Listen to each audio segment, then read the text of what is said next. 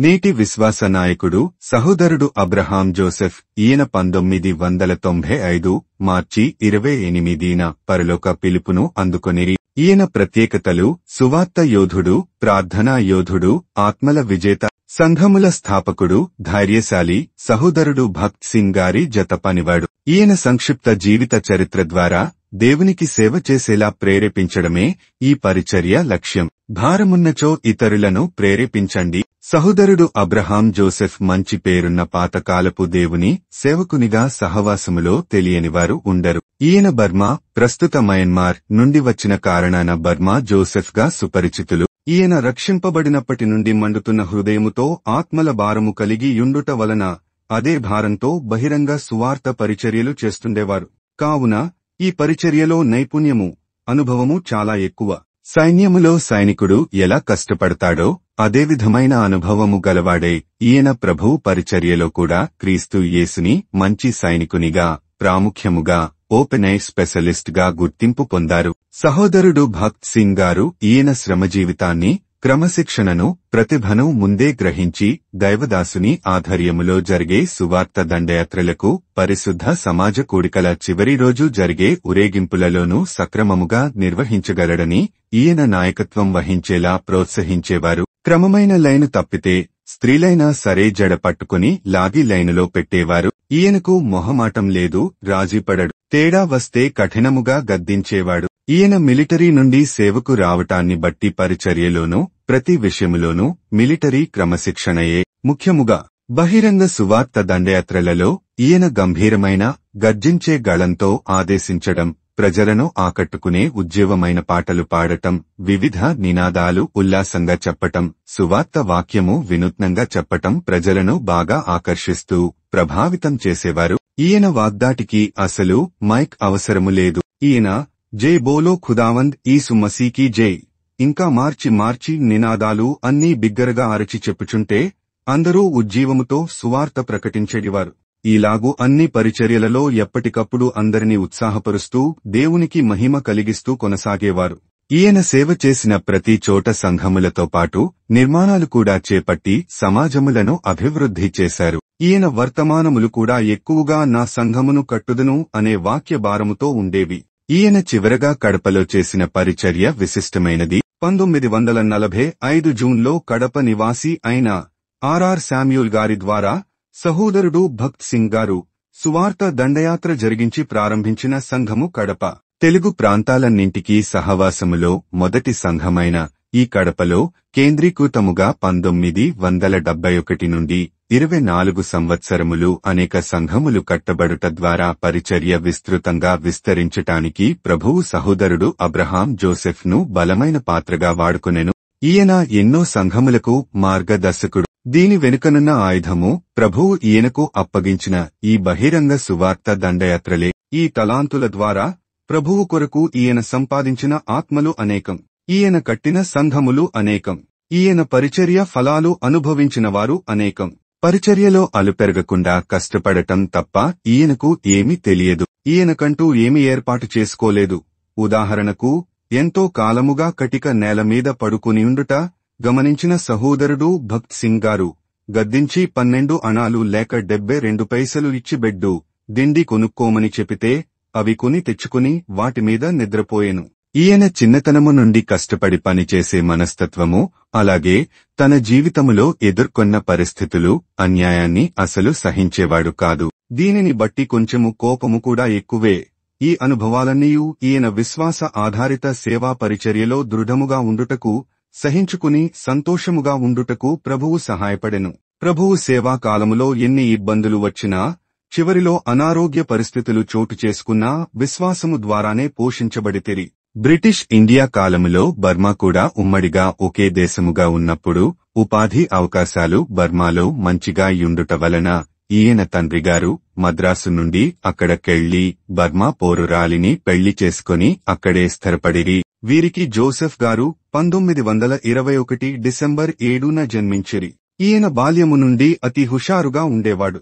ఇలాగే విద్యాభ్యాసమంతయు ముగించుకుని స్థిరపడటానికి చూచిచుండగా ఇండియా మరియు బర్మా స్వతంత్ర దేశాలుగా విడిపోక ముందే జరిగిన జాతీయీకరణ విధానాలు, భారత వ్యతిరేక భావాల కారణంగా గుర్తింపు లేని వలసదారులపై వ్యతిరేకత పెరిగి చాలామంది భారతదేశానికి బలవంతంగా తిరిగి రావాల్సి వచ్చింది. వీరిలో అబ్రహాం జోసెఫ్ గారు కూడా ఒకరు. వీరి కొరకు ప్రభుత్వము సిద్ధపరిచిన ప్రయాణ సౌకర్యమును చివరలో అందుకోలేని కారణాన భయంకరమైన అరణ్యము గుండా నెలల తరబడి నడుచుకుంటూ కలకత్తా చేరి అక్కడ నుండి రైలు మార్గములో మద్రాసుకు చేరితిరి. మద్రాసులో ఈయన రక్త సంబంధికుల ఇంటిలో ఉంటూ వారి కుమార్తెను వివాహము చేసుకోవలెనని ఆకాంక్ష కలిగి పట్టుదలతో జీవితములో స్థిరపడుటకు ఆర్మీలో మంచి ఉద్యోగము సంపాదించుకొనెను. ఈయన మొదటి నుండి రక్షణ లేనప్పటికీ క్రైస్తవ భక్తుడుగా ఉండేవాడు. అలాగే ఆర్మీలో ఉన్నప్పుడు కూడా క్రైస్తవ్యము మీద ఇష్టడుగా ఎవరైనా పాస్టర్లు కలిసినప్పుడు వారిని ఆర్మీ క్యాంప్స్ కు తీసుకెళ్లి వాక్యము చెప్పిస్తూ ఉండేవారు. ఇలాగే 1946 జూలై ఢిల్లీలో యాదృచ్ఛికంగా సహోదరుడు బీజే పాల్ గారిని కలిసినప్పుడు ఆర్మీ క్యాంపుకు తీసుకెళ్లి 2 వారములు వాక్యము చెప్పించుకునిరి. చివరి రాత్రి వర్తమానమైన లాజరు లేపబడటం అనే అంశము జోసెఫ్ గారి హృదయమును తాకి రక్షణ నిశ్చయతలోకి నడిపించబడితిరి. అయినప్పటికీ ఈయనకు తీరని అనేకమైన సందేహాలు అలాగే మిగిలియున్నవి. కొంతకాలమైన పిమ్మట సెలవులో తిరిగి మద్రాసుకు చేరి పురుషవాక్కం రోడ్డులో వెళ్ళుచూ జెహోవా షమ్మాలో పరిశుద్ధ సమాజ కూడికలు అనే బ్యానర్ను చూచి అక్కడకు నడిపించబడితిరి. ఇదే ఈయన జీవితానికి సరికొత్త మలుపు. అది 1948 డిసెంబర్. పరిశుద్ధ సమాజ కూడికల సమయం. ఈయన జెహోవా షమ్మాలో కూడికలకు హాజరే సహవాసములో 3 రోజులు గడిపిన తర్వాత నేరుగా స్టేజి దగ్గరకు వెళ్లి పెద్ద అయిన సహోదరుడు రాజమణి గారితో, నేను మీతో మాట్లాడవలెనని ఎంతో ఎదురు చూస్తున్నాను, నన్ను ఎవరూ సంప్రదించటం లేదని కోపంగా నిలదీయగా ఆ సమయములో బోధించే సహోదరుడు ఫిలిప్ గారు ఈయన సందేహాలన్నీ తీర్చి ప్రార్థించారు. ఈయన కూడికలన్నింటికీ హాజరై దేవుని సందేశమును మరింతగా తెలుసుకుని ఈయనకు కలిగిన రక్షణానందమును వాక్యపు వెలుగులో ఇంకా దేవుని సేవకుల ద్వారా మరింతగా బలపడి తరువాత సేవకు కూడా తీర్మానించుకునిరి. ఈయన మారిన జీవితాన్ని, ఈయన చెప్పే సువార్తను గమనించిన ఆ పెళ్లి చేసుకోవాలనుకున్న బంధువుల అమ్మాయి వ్యసనపడి కోపంతో తిరస్కరించి వేరొకరిని వివాహం చేసుకునెను. ఈ సంఘటన తర్వాత జోసెఫ్ గారు ఒంటరిగా మద్రాసులో ఉంటూ భవిష్యత్తులో దేవుని ఏర్పాటు కొరకు ప్రార్థిస్తూ వాక్యము ద్వారా ధైర్యపరచబడి ఈయనకున్న పిలుపును బట్టి సహోదరుడు ఆర్.పి. దురైరాజ్ గారిని కలిసి ప్రభువుకు సేవ చేయాలనుకుంటున్నట్లు చెప్పారు. అయితే ఆయన ఆర్మీలోనే కొనసాగుచూ దేశానికి సేవ చేయండి, తరువాత చూడొచ్చని సూచించారు. కాని జోసెఫ్ గారు దేశమునకు సేవ చేయుట కంటే దేవునికి సేవ చేయుటే మేలని గుర్తించి ఆర్మీ ఉద్యోగమును త్యజించి పూర్తిగా దేవుని సేవకు సమర్పించుకొనిరి. సహోదరుడు జోసెఫ్ గారు జెహోవా షమ్మాలో ఎంతో శక్తిమంతుడుగా మిలిటరీ క్రమశిక్షణతో మొత్తము పనులన్నీ చక్కపెట్టేవారు. మొత్తం ప్రాంగణం, మరుగుదొడ్లు శుభ్రం చేయడం, వీధులలో సువార్త చెప్పటం, పరిశుద్ధ సమాజ కూడికలకు వచ్చే విశ్వాసులందరూ దేవుని వాక్యమును గుర్తించేలాగునా రైల్వే స్టేషన్లలో యోహాను 3:16 వాక్యమును ఇండియా భాషలన్నింటితో బిగ్గరగా పలుకుచూ సిపాయి మాదిరి డ్రెస్ వేసుకుని క్రైస్ట్ వారియర్ క్రాస్ బ్యాడ్జితో ప్రత్యేక ఆకర్షణతో సాదరంగా అందరినీ తోడుకుని జెహోవా షమ్మాకు తీసుకెళ్లిచుండేవారు.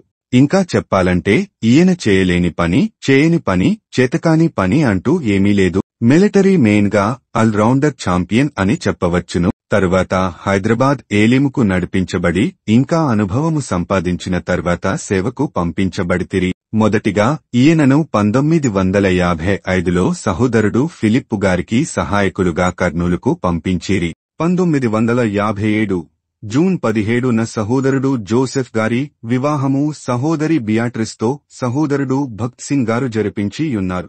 ఈమె జెహోవా షమ్మా పెద్దలైన దొరైరాజ్, రాజమణులకు మేనకోడలు. వివాహము జరగటానికి 2 రోజుల ముందు ఆమె తమ్ముడు టి.బి. వ్యాధితో మరణించగా ఆమె కుటుంబ సభ్యుల విశ్వాసం వలన అనుకున్న ప్రకారమే వివాహం జరిగించిరి. వీరు ఇద్దరూ కుటుంబముగా 1 వెల్లూరు, 2 బెంగుళూరు, 3 వెల్లూరు, 4 కర్నూల్, 5 బెంగుళూరు, 6 నంద్యాల, 7 అనంతపురం, 8 కడప ఇంకా దేశములో అనేక ప్రాంతాలలో దేవుని సేవను ఆయన మహిమార్థమై చేసియున్నారు.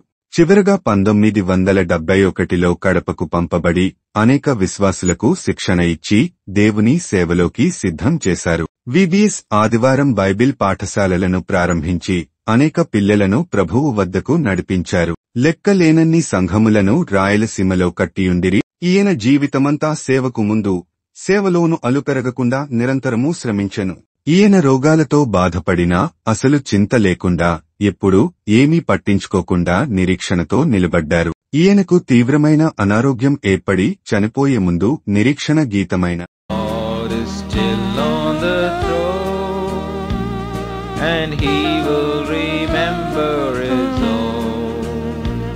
Though trials may press us and burdens distress us, he never will leave us alone. God is still on the throne. He never forsaketh his own. His promise is true. He will not forget you. God is still on the throne. ఈ పాటను సంతోషంగా పాడి తన భార్యను ఎంతో ధైర్యపరిచి తన 74వ ఏట విశ్వాసమును కాపాడుకుని సంతోషముగా ప్రభువద్దకు పయనమైరి. నేటికి బ్రదర్ అబ్రహాం జోసెఫ్ గారు ప్రభువు వద్దకు వెళ్లి 30 సంవత్సరాలు అయినా సహోదరుడు వారసత్వముగా వదిలి వెళ్లిన పరిచర్య ఫలాలు, జీవిత ఔన్నత్యం, నడిచిన మార్గం అనేకమందికి ఆదర్శంగా, మాదిరిగా కనిపిస్తూనే ఉన్నది. ప్రభువు నామమున వందనములు. John Michael, Rajahmundry.